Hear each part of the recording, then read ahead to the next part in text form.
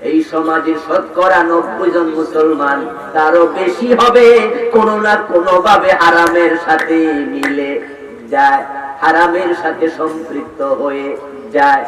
কেউ সুদ খায়, কেউ সুদ দেয়, কেউ সুদ লিখে, কেউ সুদের সাক্ষী হয়। যারা সুদ খায় না, দেয় না, লিখে না, সাক্ষী হয় না, তাদের কাছে যে দেখুন সুদের ধুলাবালি কোন না কোন ভাবে তাদের গায়ে লেগে যাচ্ছে।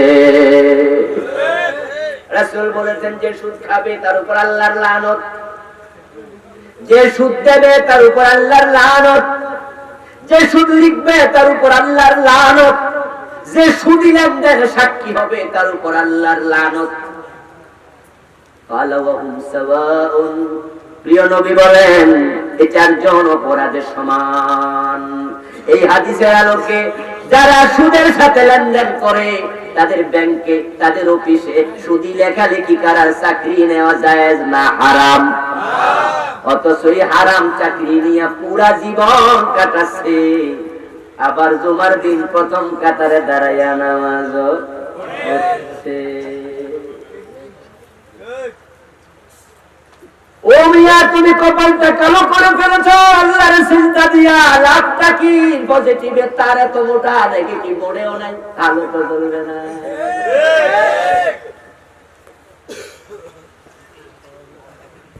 قال النبي صلى الله عليه وسلم لا يدخل الجنة لحم نبت من السحت وكل لحم نبت من السحت فكانت النار ونار أولادي। প্রিয় নবী বলেন, যেই দেহটা হারাম খাইয়া মোটা হইছে, তাজা হইছে, ওই দেহটাকে আল্লাহ জান্নাতে প্রবেশ করতে দেবে না, ওই দেহ জান্নাতে ঢুকতে পারবে না।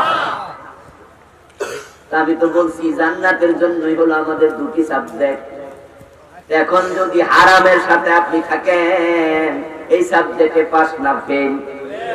জোরে বলেন, পাস না ফেল? এখন হারামের সাথে যে আছে, ইন্নাল্লাহু তাইয়্যিবুন লা ইয়াকবালু ইল্লা তাইয়্যিবা, সেই মুসলিমের হাদিস। যে হারামের সাথে জড়িত, আল্লাহ তার কোন নেক আমল আর কবুল করে না। আপনি মনে মনে বলবেন, হুজুর কোন কি এসব? আমি তো মসজিদের সভাপতি, হুজুরের বেতন আমি সবচেয়ে বেশি দিই, আল্লাহর ঘরের আমি খাদেম, ব্যস্ত, আল্লাহ আমারে না দিয়া দেয় কারে। আমি বলবো, দোস্ত, তুমি যদি দাগন বইয়া বড় মসজিদের সভাপতি হইয়া জান্নাত দাবি করো, তাহলে রাসূলের চাচা আবু জাহেল তো আরো বেশি দাবিদার থাকতো, বেড়া তো কাবা কমিটির সভাপতি। রাসূলের দাদা আব্দুল মুত্তালিব তো কাবার মুতাওয়াল্লি ছিল, আল্লাহর কাবা কমিটির সভাপতি জাহান্নামী হবে।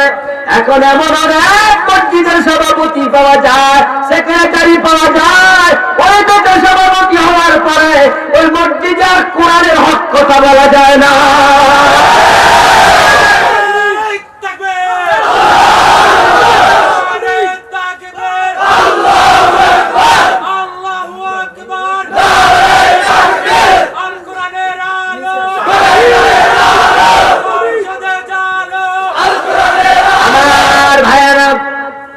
মসজিদের সেক্রেটারি হওয়ার পরে, সভাপতি হওয়ার পরে ইমাম সাহেবের কাছে বলে দিছে, আমাদের মসজিদে এই এই ওয়াজ করা যাবে না।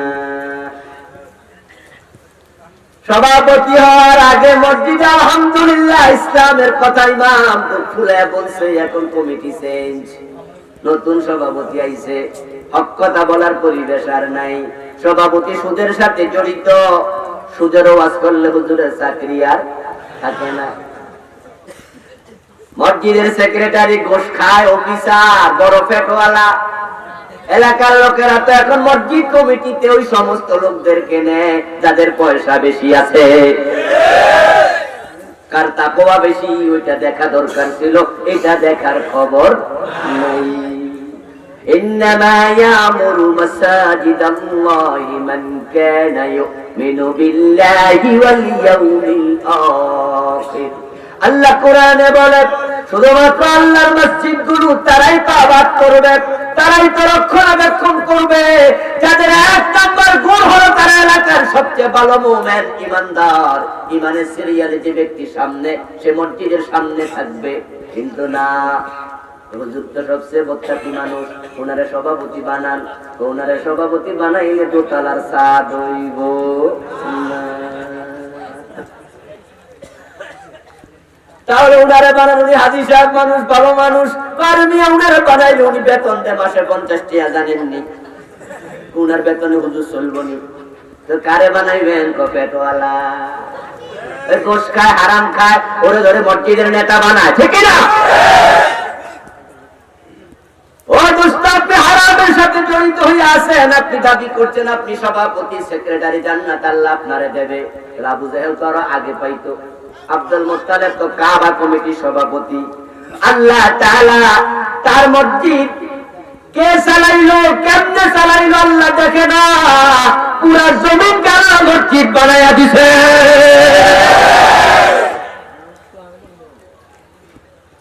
রাসূল সাল্লাল্লাহু আলাইহি ওয়াসাল্লামের মসজিদ, আল্লাহর হাবিবের মসজিদ ছিল কাঁচা মাটির, কাঁচা মাটি, ফ্লোর ছিল কাঁচা মাটি, উপরে ছিল খেজুর পাতার চানি।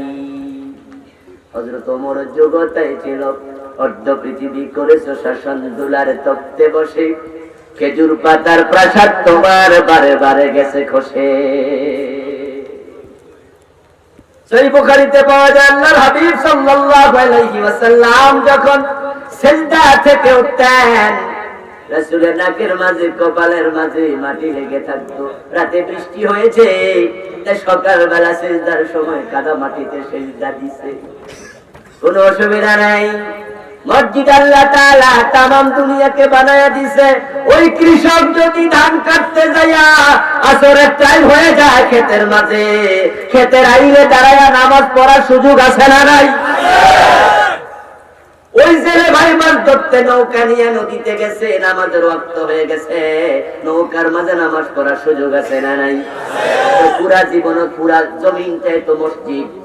তো তুমি বুঝি টাইলস দিয়া মসজিদ বানানোর জন্য সুদখোরকে সভাপতি বানাইবা?